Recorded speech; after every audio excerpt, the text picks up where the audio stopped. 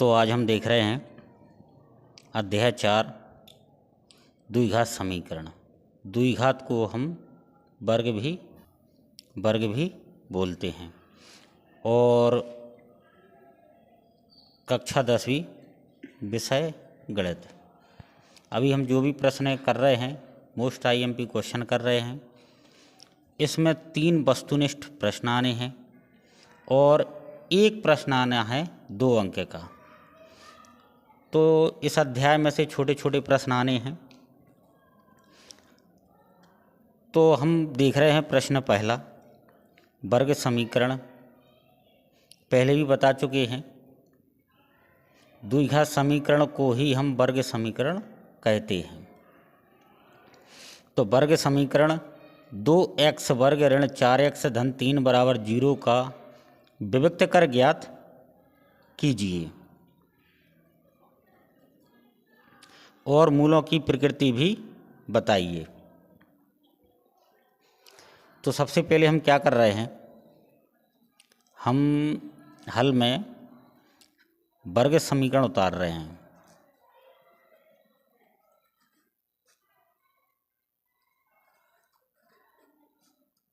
और वर्ग समीकरण है 2x वर्ग ऋण 4x धन 3 बराबर 0। अब सबसे पहले हमें विविक्त कर ज्ञात करना है और जैसे ही हम विविक्त कर ज्ञात कर लेते हैं उसके तुरंत बाद हमें मूलों की प्रकृति भी बताना है। तो विविक्त कर का सूत्र हमें याद होना चाहिए, विविक्त कर बराबर b वर्ग ऋण 4ac। तो सूत्र में ABC आ रहा है।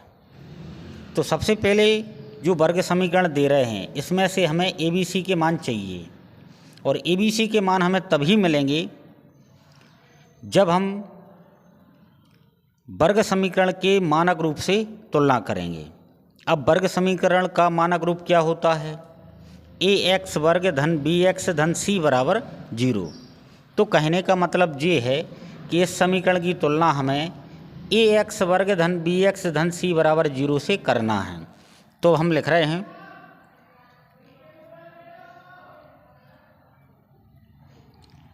ax वर्ग धन bx धन c बराबर 0 से तुलना करने पर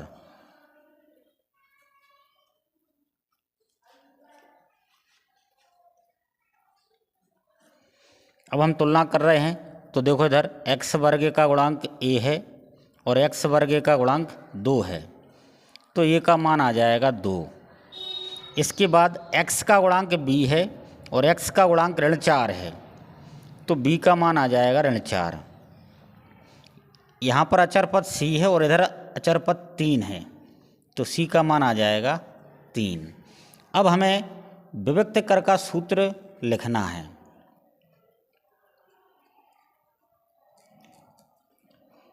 लिख रहे हैं विविक्त कर और विविक्त कर को हम d से प्रदर्शित करते हैं। तो विविक्त कर d बराबर b वर्ग ऋण 4ac। इस सूत्र में हम ABC के मान रख देंगे, लिख देंगे यहाँ पर मैं A, B और C के मान रखने पर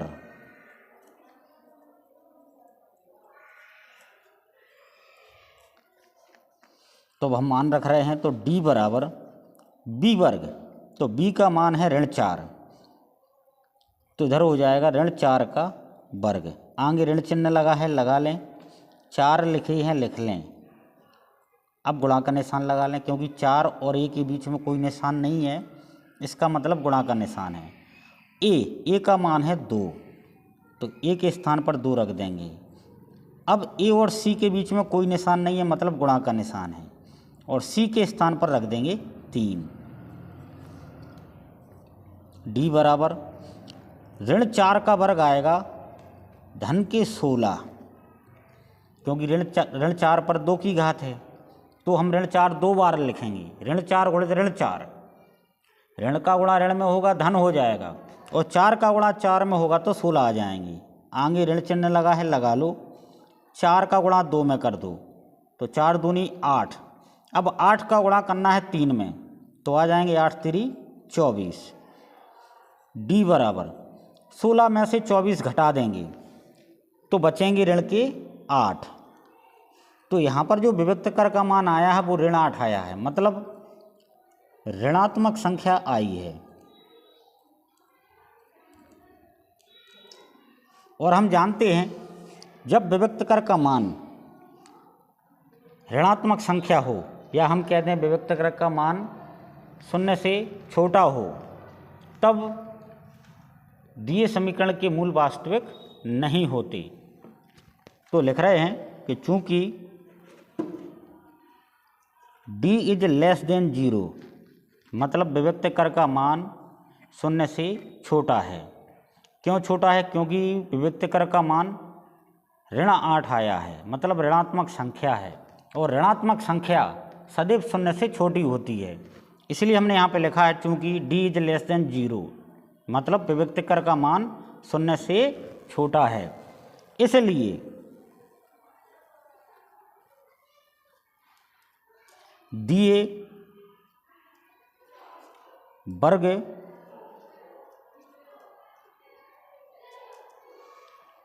समीकरण के मूल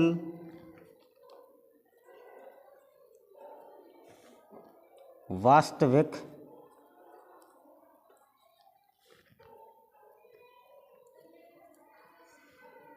नहीं है, और यहीं पर हम डाल देंगे आंसर। अब हम दूसरा प्रश्न देख रहे हैं। के का मान ज्ञात कीजिए यदि 2x वर्ग धन kx धन 3 बराबर 0 के मूल बराबर हों। तो सबसे पहले हमें द्विघात समीकरण उतार लेना है। अब हम इस द्विघात समीकरण की तुलना द्विघात समीकरण के मानक रूप से कर देंगे। हम लिख रहे हैं ax वर्ग धन bx धन c बराबर 0 से तुलना करने पर। अब तुलना करें तो x वर्ग का गुणांक a है और x वर्ग का गुणांक 2 है, तो a बराबर आ जाएगा 2। x का गुणांक b है और x का गुणांक k है, तो b का मान आ जाएगा k। यहाँ पर अचर पद c और यहाँ पर अचर पद है 3, तो c का मान आ जाएगा 3। तो हमें k का मान निकालना है, और किस कंडीशन में निकालना है? जब इस द्विघात समीकरण के मूल बराबर हैं। तो हम द्विघात समीकरण के मानक रूप से तुलना कर चुके हैं, ए बी सी के मान निकाल चुके हैं। अब लेकिन हमें के का मान निकालना है, तो हम लिख रहे हैं कि चूंकि दिए द्विघात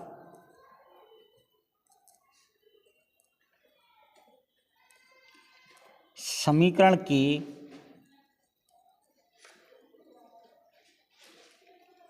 मूल बराबर हैं,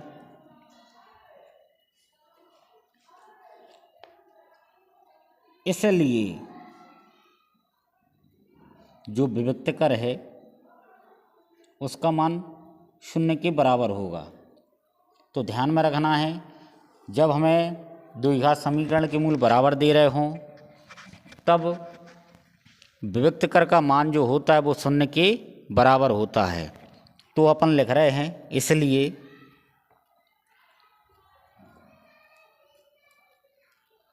विविक्तकर बराबर 0, और विविक्तकर क्या होता है? b वर्ग ऋण 4ac, और बराबर में क्या है? 0। अब हम यहाँ पर ए बी सी के रख देंगे मान। तो लिख रहे हैं मैं ए बी और सी के मान रखने पर।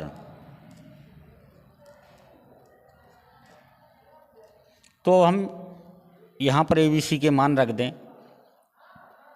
B वर्ग, तो B का मान है K, तो B वर्ग तो हो जाएगा K का वर्ग। ऋण लगा है तो लगा लिया, 4 लिखे हैं तो हमने लिख लिए, गुणित A का मान है 2, तो A की जगह 2 रख दिए, गुणित C का मान है 3, तो C के स्थान पर रख दिए 3 और बराबर में है 0। K वर्ग ऋण 4 का गुणा 2 में कर दो तो 4 दूनी 8 आ जाएगा, 8 का गुणा कर दो 3 में तो 8 3 हो जाएंगे 24 और बराबर में है 0। ऋण 24 का कर रहे हम पक्षांतर, लिख देंगे पक्षांतर करने पर, तो ये आ जाएगा K वर्ग बराबर 24। ऋण 24 उस साइड जाएंगे तो धन के हो जाएंगे। अब हमें दोनों पक्षों का लेना है वर्गमूल, तो लिख रहे हैं दोनों पक्षों का वर्गमूल लेने पर,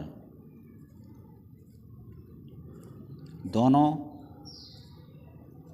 पक्षों का वर्गमूल लेने पर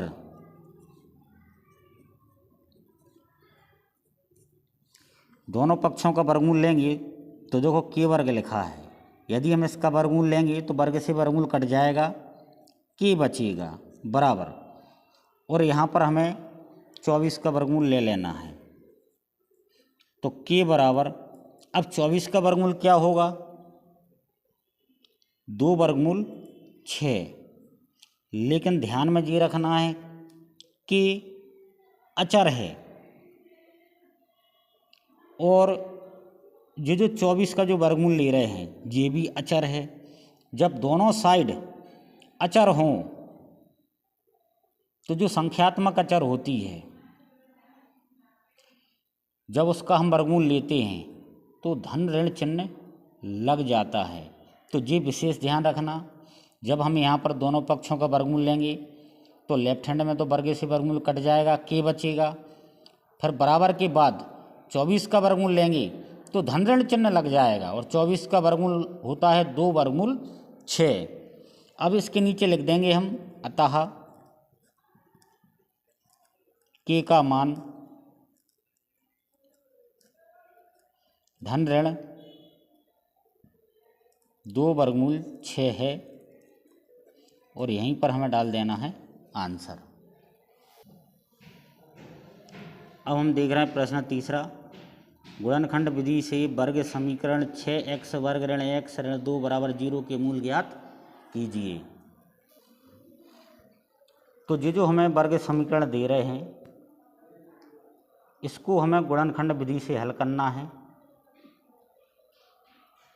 और हल करने तो सबसे पहले हम जो वर्ग समीकरण दे रहे हैं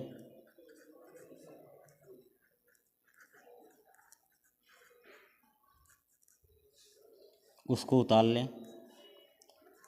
6x वर्ग ऋण x ऋण 2 बराबर 0, तो ये वर्ग समीकरण हम उतार चुके हैं। अब यहाँ पर हमें क्या करना है, कुछ तालमेल मिलाना पड़ता है, बीच वाले पद को तोड़ना पड़ता है। अब लेकिन बीच वाले पद को हम तोड़ते कैसे हैं वो यहाँ पर ध्यान देना। तो x वर्ग वाला जो पद है यहाँ पे लिख रहे हैं, x वर्ग वाला पद, इसका गुणा करना होता है अचर पद में, और गुणा करने पर जितना आता है, जैसे यहाँ पर देखें x वर्ग वाला पद है 6x वर्ग, इसका गुणा करें अचर पद में तो अचर पद कितना है ऋण 2,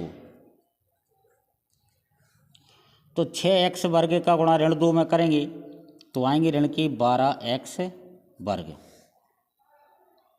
अब बीच वाला पद है ऋण x, तो ऋण x को हमें ऐसे 2 पदों में तोड़ना है, कि उनका गुणा करें तो ऋण के 12x वर्ग आ जाएं। तो ध्यान दो इधर, 6x वर्ग ज्यों के त्यों।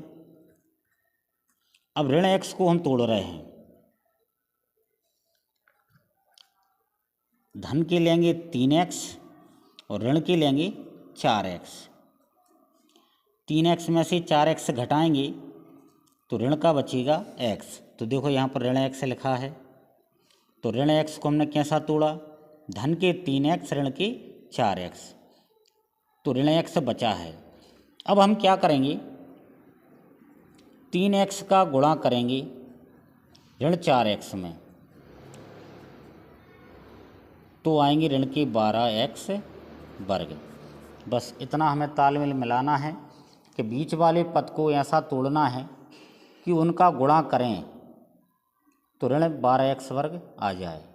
क्योंकि हम पहले ही x वर्ग वाले पद का गुणा अचर पद में कर चुके थे, तो गुणा करने पर आया ऋण 12x वर्ग। और बीच वाले पद को ऐसा तोड़ना है दो पदों में कि उन दो पदों का गुणा करें तो ऋण के 12x वर्ग आ जाएं। तो यहाँ पर हमने तोड़े तो ऋण के 12x वर्ग आ गए। अब ऋण x जो लिखा है इसको हम तोड़ रहे हैं, तो धन के 3x ऋण के 4x, ऋण 2 बराबर में 0। अब यहाँ पर 6 लिखे हैं तो लिख रहे हैं 3 × 2 यानी 3 दूनी 6, इंटू में है x वर्ग, मतलब x को हमें 2 बार लिखना है। धन 3x ऋण 4 को तोड़ देंगे 2 दूनी 4, इंटू में x ऋण 2 बराबर 0। अब यहाँ से हम दो पदों की बनाएंगे जोड़ी कि 3 × 2 × x धन 3x, ये बन गई पहली जोड़ी। ये पहला पद है, ये दूसरा पद है, दो पद की बना ली एक जोड़ी।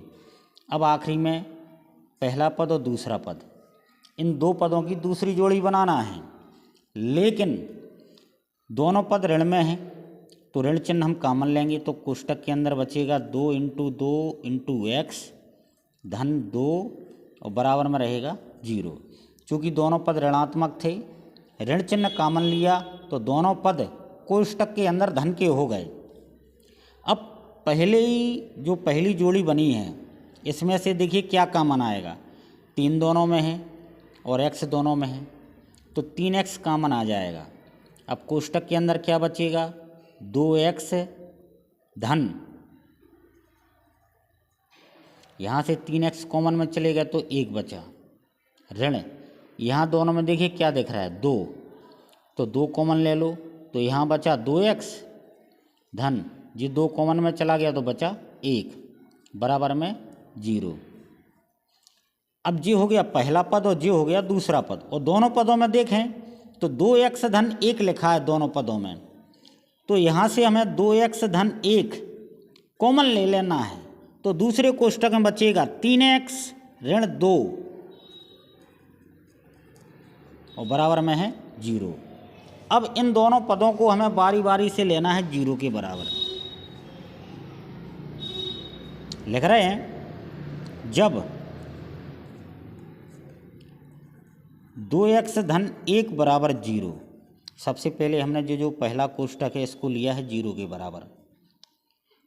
जब 2x धन 1 बराबर 0, तब 2x बराबर हो जाएगा ऋण 1, क्योंकि धन 1 का पक्षांतर हम उस साइड कर देंगे तो ऋण 1 हो जाएगा। अब 2 का देंगे भाग, तो x बराबर आ जाएगा ऋण 1/2। तो जी आ गया पहला मूल। अब हम क्या कर रहे हैं, 3x ऋण 2 को ले रहे हैं 0 के बराबर, तो लिख रहे हैं पुनः जब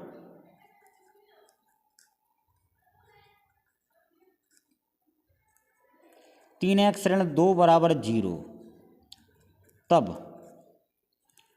3x बराबर आ जाएगा 2, क्योंकि ऋण 2 का हम पक्षांतर कर दिया तो ऋण 2 साइड जाएंगे, धन के 2 हो जाएंगे।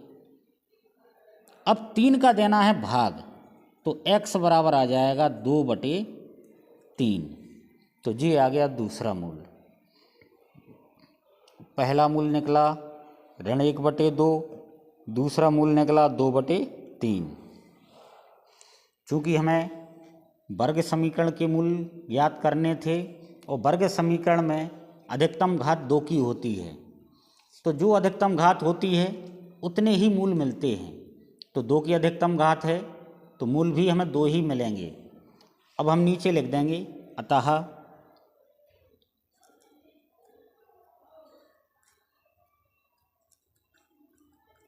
दिए समीकरण के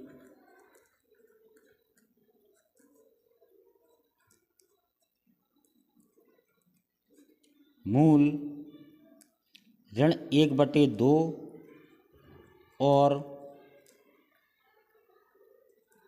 2/3 हैं और यहीं पर डाल देंगे आंसर। तो देख रहे हो आप लोग, हमने गुणनखंड विधि से वर्ग समीकरण के मूल निकाले हैं। आप लोगों को हल करके देखना है।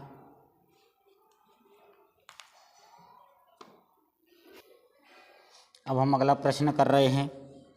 कह रहे हैं क्या x-2 दूसरे कोष्टक में x-1 बराबर x-1 दूसरे कोष्टक में x-3 एक द्विघात समीकरण है। तो इसको अपन हल कर रहे हैं। लिख रहे हैं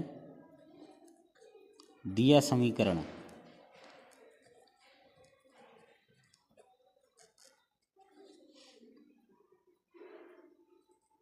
x-2 x-1 बराबर x-1 x-3। तो यहाँ हम देखें तो पहले कोष्टक में लिखा है x-2 और दूसरे कोष्टक में लिखा है x-1 और दोनों कोष्टक के बीच में कोई निशान नहीं है, मतलब गुणा का निशान है। तो यहाँ पर इन दोनों कोष्टकों का गुणा करना है। ऐसे ही राइट हैंड साइड में दोनों कोष्टकों का गुणा करना है। तो पहले हम क्या कर रहे हैं, x का गुणा x में कर रहे हैं। x का गुणा x में करेंगे तो x वर्ग आएगा। अब x का गुणा करना है (1) में, तो आएगा (x). तो इस x का गुणा हम इन दोनों पदों में कर चुके हैं। अब (2) का गुणा इन दोनों पदों में करना है।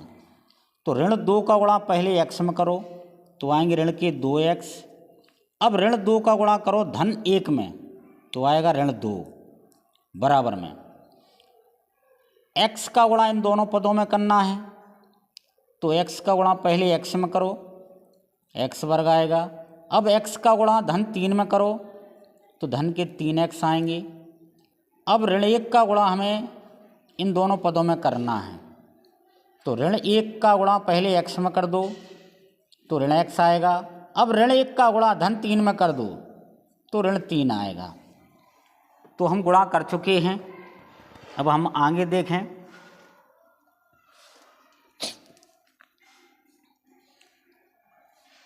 x वर्ग धन का है 1x और ऋण के हैं 2x, मतलब 1x में से यदि हम 2x घटाते हैं तो ऋण का 1x बचेगा और ऋण 2 ज्यों के त्यों बराबर x वर्ग धन के हैं 3x और ऋण का है 1x, घटा दें तो बचेंगे धन के 2x ऋण 3। अब हम कर रहे हैं पक्षांतर। तो लिख रहे हैं पक्षांतर करने पर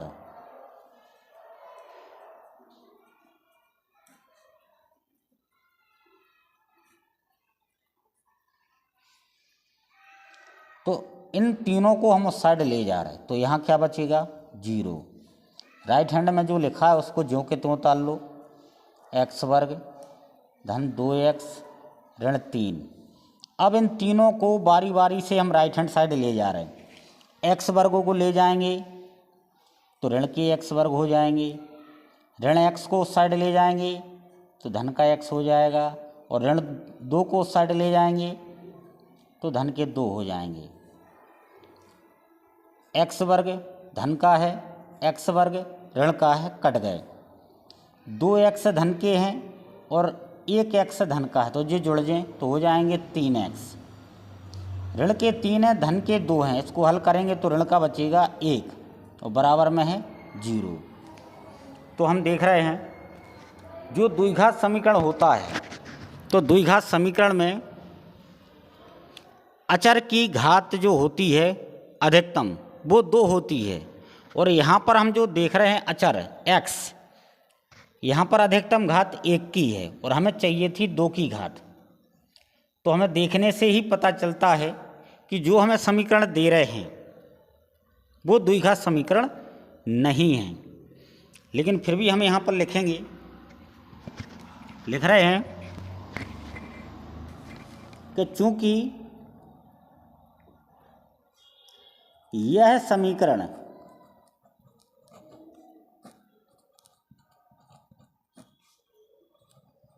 ax वर्ग धन bx धन c बराबर 0 के प्रकार का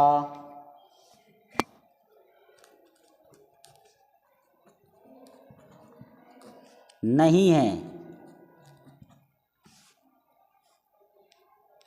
इसलिए दिया गया समीकरण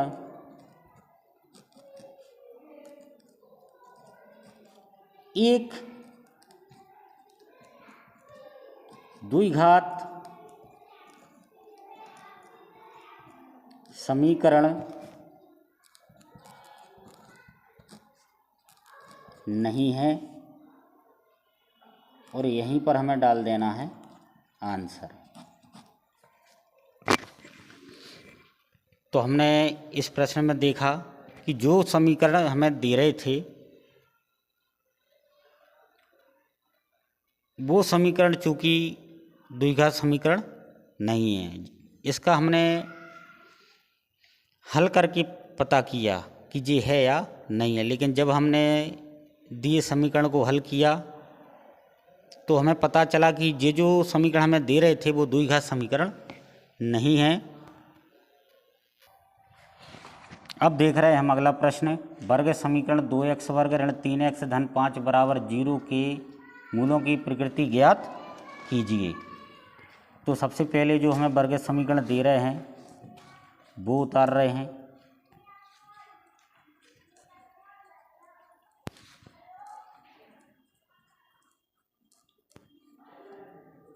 दो एक्स वर्ग ऋण 3x धन 5 बराबर 0।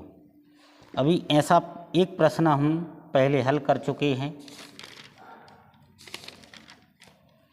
प्रश्न पहला ही था कि वर्ग समीकरण 2x वर्ग ऋण 4x धन 3 बराबर 0 का विभक्त कर ज्ञात कीजिए और मूलों की प्रकृति भी बताइए।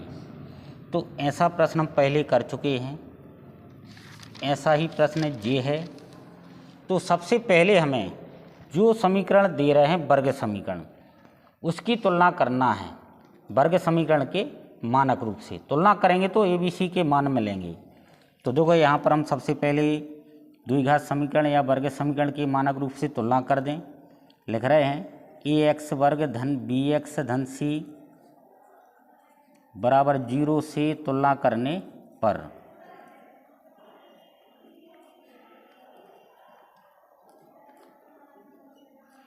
तुलना करेंगे तो देखो इधर x वर्ग का गुणांक है a और इधर x वर्ग का गुणांक है 2, तो a का मान आ जाएगा 2।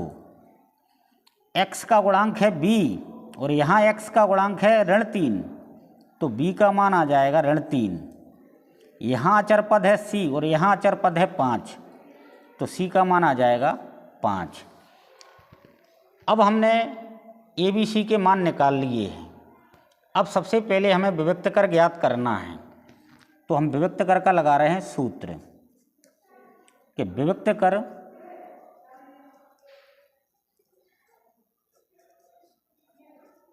D बराबर b वर्ग ऋण 4ac, और इस सूत्र में a, b और c के मान रख देंगे।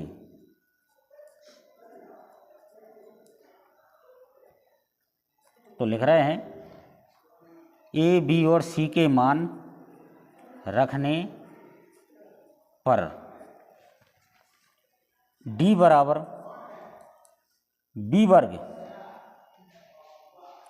तो बी का मान है ऋण 3, तो हो जाएगा ऋण 3 का वर्ग ऋण 4 गुणित ए का मान है 2, तो ए की जगह रख देंगे 2 गुणित सी का मान है 5, तो सी की जगह रख देंगे 5, तो डी बराबर ऋण 3 का वर्ग हो जाएगा धन के 9, ऋण 4 दूनी 8 और 8 पंचे 40, तो ये आ गया डी बराबर 9 में से 40 घटा दें तो बचेंगे ऋण के 31। तो यहाँ पर भी हमने देखा कि जो विविक्त कर का मान आया है वो एक ऋणात्मक संख्या है और ऋणात्मक संख्या सदैव 0 से छोटी होती है। तो जो विविक्त कर का मान निकला है वो 0 से छोटी है। तो हम यहाँ लिख रहे हैं चूँकि d इज लेस देन 0, इसका मतलब है विविक्त कर का मान 0 से छोटा है। यहाँ पर हम देख भी रहे हैं ऋणात्मक संख्या आई है, जो विविक्त कर का मान है ऋणात्मक संख्या है जो कि 0 से छोटी है। तो चूँकि d इज लेस देन 0 इसलिए दिए समीकरण के मूल वास्तविक नहीं है और हम यहीं पर डालेंगे आंसर। अब हम देख रहे हैं अगला प्रश्न 1/x ऋण 1/x ऋण 2 बराबर 3 और इसी के बाजू में लिखा है x बराबर नहीं है 0,2, मतलब जो x का मान निकलेगा वो 0 और 2 नहीं आएगा। आगे पढ़ें को वर्ग समीकरण के रूप में परिवर्तित कीजिए। तो हमें केवल वर्ग समीकरण के रूप में परिवर्तित करना है। तो देखो इसको हम वर्ग समीकरण के रूप में परिवर्तित करें तो हल में पहले तो जो समीकरण दे रहे थे वो हमने उतार लिया है। अब यहाँ पर हमें लेफ्ट हैंड साइड में लेना है एलसीएम। तो लिख रहे हैं एलसीएम लेने पर एलसीएम लेंगे तो एलसीएम हम लेते हैं हर का।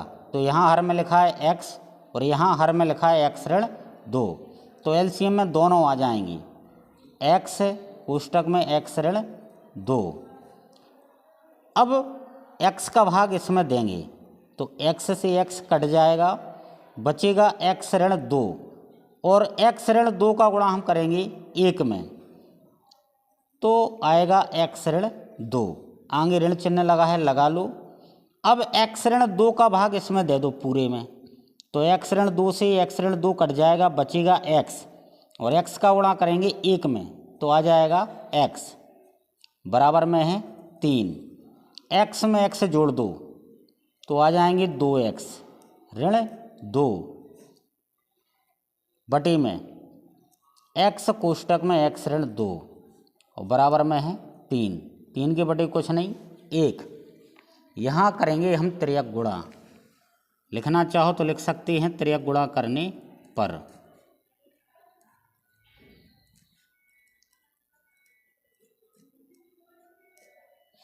त्रियक गुणा करें तो 1 का गुणा होगा 2x ऋण 2 में और 3 का गुणा होगा x कोष्टक में x ऋण 2 में।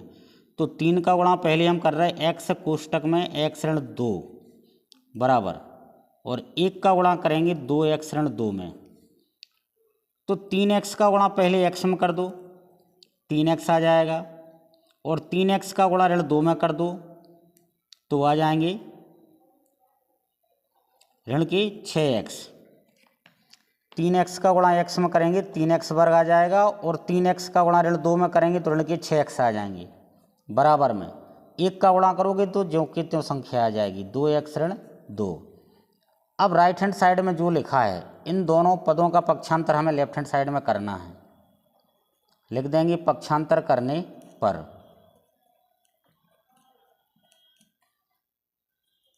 3x वर्ग ऋण 6x ज्यों के त्यों 2x को हम लेफ्ट हैंड साइड में लाएंगे तो ऋण के 2x, और ऋण 2 को हम लेफ्ट हैंड साइड में लाएंगे तो धन के 2, और बराबर में हो जाएगा 0। 3x वर्ग ज्यों के त्यों, ऋण के हैं 6x, ऋण के हैं 2x, चूँकि दोनों ऋण के हैं जुड़ जाएंगे, लेकिन चिन्ह ऋण का ही आएगा, तो जी आएगा ऋण के 8x धन 2 बराबर 0। तो जी हम देख रहे हैं यहाँ पर जो चर राशि है, अज्ञात चर राशि, इसकी अधिकतम घात 2 है। तो ये जो समीकरण है ये है वर्ग समीकरण, तो ये वर्ग समीकरण में परिवर्तित हो गया है और हमें यहीं पर डालना है आंसर।